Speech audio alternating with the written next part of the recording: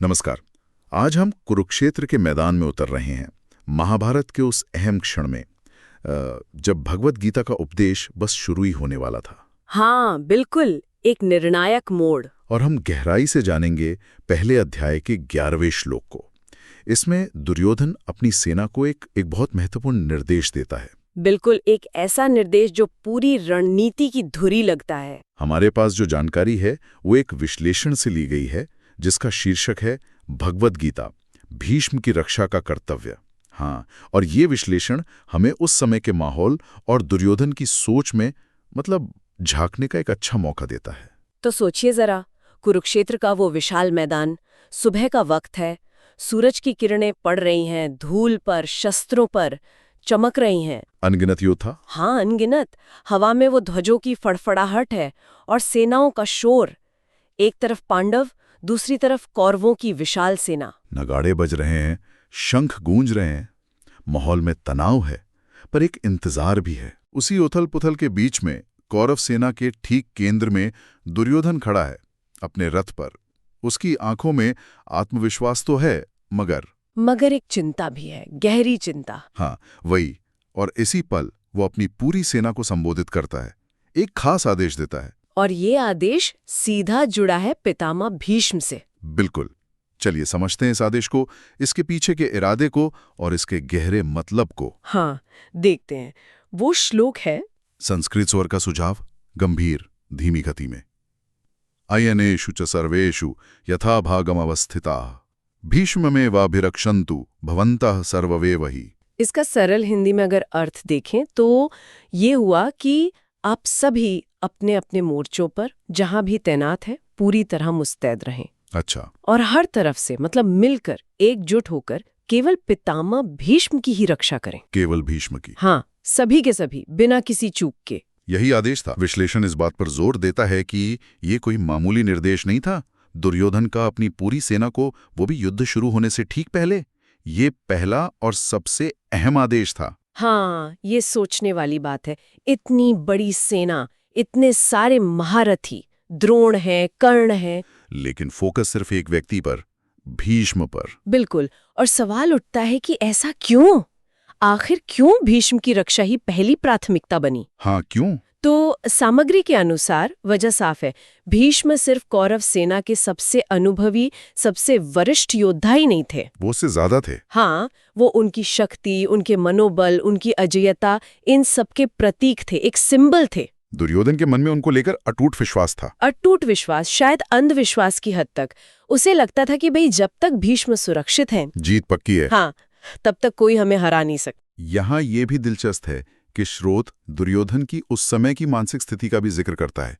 वो अपनी सेना को देख रहा था, द्रोणाचार्य को, कर्ण को, अपने भाइयों को। हाँ, इतनी शक्ति थी उसके पास। लेकिन फिर भी उसकी नजरें बार बार भीष्म पर ही जा टिकती थीं। ऐसा लगता है जैसे उसे कहीं ना कहीं, अंदर ही अंदर, अपनी बाकी सेना की ताकत पर उतना भरोसा नहीं था जितना अकेले भीष्म पर था। ये एक तरह से उसकी असुरक्षा को भी दिखाता है ना? बिल्कुल, स्रोत यही बताता है। दुर्योधन जानता था कि पांडवों के पक्ष में धर्म है, श्री कृष्ण जैसा मार्गदर्शक है। शायद इसी एहसास की वजह से वो अपनी भौतिक शक्ति के सबसे बड़े स्तंभ यानी भीष्म, उनको किसी भी कीमत पर खोना नहीं चाहता था। ये आदेश सिर्फ रणनीति नहीं था। नहीं, ये उसकी अंदरूनी चिंता और निर्भरता का भी प्रमाण था।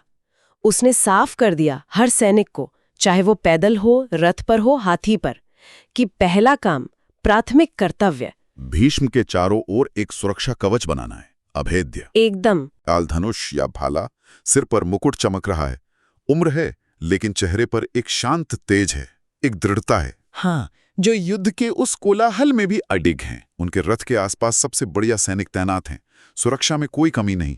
हवा में उनका ध्वज लहरा रहा है, ताड़ के चिन्ह वाला, और सैनिक नारे लगा रहे हैं, पितामह भीष्म की जय। हाँ, ये दृश्य बहुत महत्वपूर्ण है। उनका वो शांत पर दृढ़ चेहरा, ये सिर्फ बाहरी रूप नहीं है। विश्लेषण हमें याद दिलाता है कि भीष्म सिर्फ योद्धा नहीं थे, वो मूल्यों और सिद्धांतों के प्रतीक भी थे। अपनी प्रतिज्ञाओं से बंधे हुए। हाँ, धर्म के प्रति निष्ठा, अपनी प्रतिज्ञाएं, इनसे बंधे थे, भले ही उन्हें लड़ना पड़ रहा था अधर्म के पक्ष में खड़े दुर्योधन के लिए। ये एक अंदरूनी संघर्ष रहा होगा। बिल्कुल।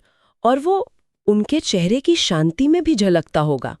और शायद यही जटिलता थी, उनकी असीम शक्ति और उनका वो नैतिक द्वंद्व, इसी ने उन्हें इतना महत्वपूर्ण बना दिया था। दुर्योधन को उनकी शक्ति चाहिए थी। हाँ, और उनकी निष्ठा पर उसे पूरा भरोसा था, भले ही वो निष्ठा दुर्योधन के प्रति न होकर हस्तिनापुर के सिंहासन के प्रति थी। तो दुर्योधन की सोच बस इतनी थी कि भीष्म का जीवित रहना ही जीत की गारंटी है। बिल्कुल। स्रोत में ये भी लिखा है कि उसने अपनी व्यू रचना, मतलब सेना की जो जमावट थी, हाँ, फॉर्मेशन, वो भी इसी तरह की थी कि भीष्म केंद्र में रहें और उनकी सुरक्षा सबसे मजबूत हो। हाँ, उसने द्रोणाचार्य, कृपाचार्य, कर्ण जैसे महारथियों को भी शायद इसी नजरिए से महत्वपूर्ण जगहों पर रखा होगा कि वे भीष्म की रक्षा में मदद करें। हाँ, यही उसकी रणनीति का केंद्रीय बिंदु था।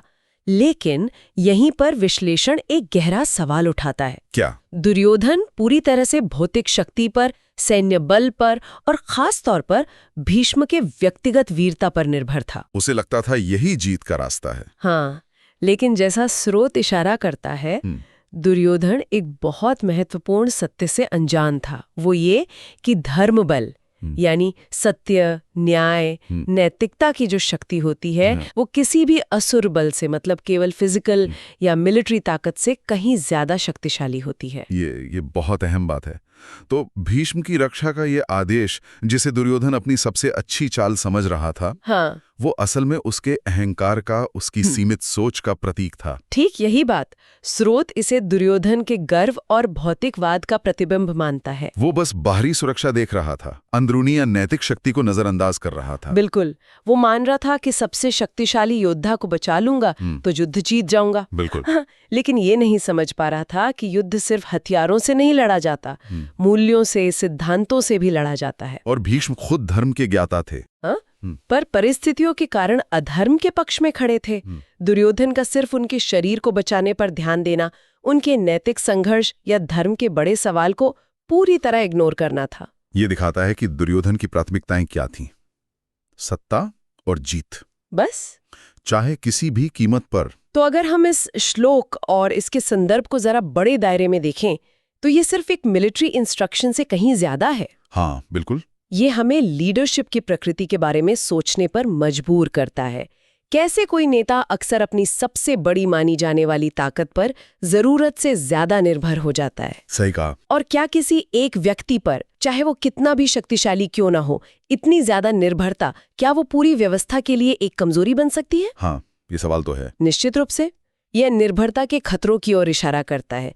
जब सारा ध्यान एक ही बिंदु पर होता है तो बाकी चीजें नजरअंदाज हो सकती हैं।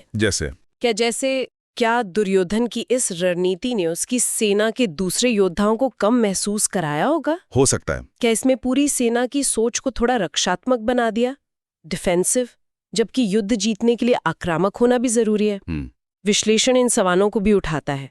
और सबसे जरूरी बात, जैसा हमने कहा, ये उस महायुद्ध के मूल संघर्ष, गर्व और सत्ता बनाम धर्म और नैतिकता, इसकी नींव रखता है। दुर्योधन का पहला आदेश ही इसका संकेत दे देता है। हाँ, कि कौरव पक्ष किस मानसिकता और किन मूल्यों के साथ इस युद्ध में उतर रहा है। ये वाकई दिलचस्प है कि कैसे भगवद गीता का सिर्फ एक श्लोक, जब उसे उसके संदर्भ और विश्लेषण के साथ देखें तो इतने सारे पहलू खुल जाते हैं। हाँ, ये हमें दुर्योधन के चरित्र, उसकी रणनीति, उसकी असुरक्षाएं और महाभारत युद्ध के जो केंद्रीय विषय हैं, उनकी गहरी समझ देता है। सही है।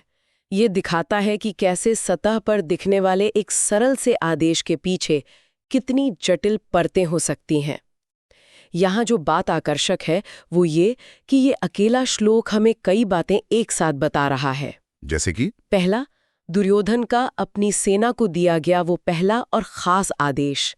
दूसरा, भीष्म की भूमिका सिर्फ एक योद्धा के तौर पर नहीं, बल्कि पूरी सेना के मनोबल और रणनीति के केंद्र के रूप में। तीसरा, दुर्योधन की पूरी युद्ध योजना जो भीष्म पर उसके अटूट, शायद कुछ ज्यादा ही, विश्वास पर टिकी थी। और चौथा, जैसा हमने विस्तार से बात की, वो गर्व, वो भौतिक शक्ति पर निर्भरता और धर्म के व्यापक सवाल के बीच का संघर्ष, उसकी ये एक स्पष्ट शुरुआत है। अगर हम इसे और आगे देखें तो क्या ये कह सकते हैं कि दुर्योधन का ये पहला आदेश ही कहीं ना कहीं कौरवों की हार के बीच बो रहा था? ये एक बहुत महत्वपूर्ण अवलोकन है, क्योंकि उसका ध्यान केवल भीष्म की शारीरिक सुरक्षा पर था, युद्ध के नैतिक पहलू या स्ट्रेटेजिक फ्लेक्सिबिलिटी पर नहीं।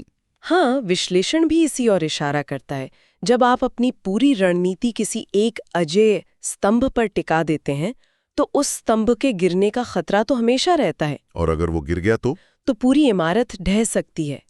इसके उलट पांडवों की शक्ति सिर्फ भीम या अर्जुन जैसे योद्धाओं पर ही नहीं थी, धर्म और श्री कृष्ण के मार्गदर्शन पर भी थी। हाँ, जो ज्यादा टिकाऊ और लचीला आधार था। दुर्योधन की ये जो अत्यधिक निर्भरता थी, इसने उसे रणनीतिक रूप से शायद संकीर्ण बना दिया। वो बदलती परिस्थितियों के अनुसार शायद रणनीति बदल ही नहीं पाया होगा। हाँ, शायद, क्योंकि उसका सारा ध्यान तो भीष्म को बचाने पर ही लगा रहा होगा। तो भगवद गीता के पहले अध्याय का ये 11वां श्लोक, कुरुक्षेत्र के मैदान में दुर्योधन के मुंह से निकले ये शब्द, ये सिर्फ एक सैन्य निर्देश नहीं है। नहीं, ये महाभारत के महाकाव्य की दिशा तय करने वाले, पात्रों के चरित्र को उजागर करने वाले और युद्ध के नैतिक आयामों को स्थापित करने वाले एक महत्वपूर्ण क्षण का दस्तावेज हैं। बिल्कुल सही कहा।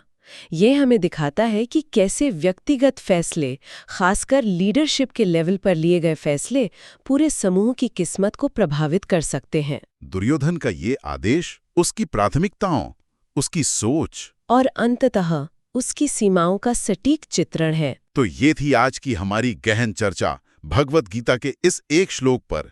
इसने हमें दुर्योधन की सोच और कुरुक्षेत्र युद्ध की शुरुआत के माहौल में गहराई से झांकने का अवसर दिया। हाँ, और हमने देखा कि कैसे एक पंक्ति में युद्ध नीति, मनोविज्ञान, नेतृत्व और मूल्यों का टकराव सब कुछ समाया हुआ है। बिल्कुल। और अंत में एक विचारणीय प्रश्न छोड़ जाते हैं। स्रोत हमें बताते हैं कि दुर्योधन भीष्म को अपनी सबसे बड़ी अजेय शक्ति मानता था, उनकी रक्षा को सबसे ऊपर रखा। हाँ, पर क्या यही अत्यधिक निर्भरता, एक व्यक्ति की रक्षा पर इतना ज्यादा फोकस करना, क्या ये कौरवों के लिए सिर्फ एक रणनीतिक कमजोरी ही थी, या ये किसी गहरे नैतिक अंधेपन का भी प्रतीक था? सोचने वाली बात है। क्या केवल शक्ति की पूजा, चाहे वो शक्ति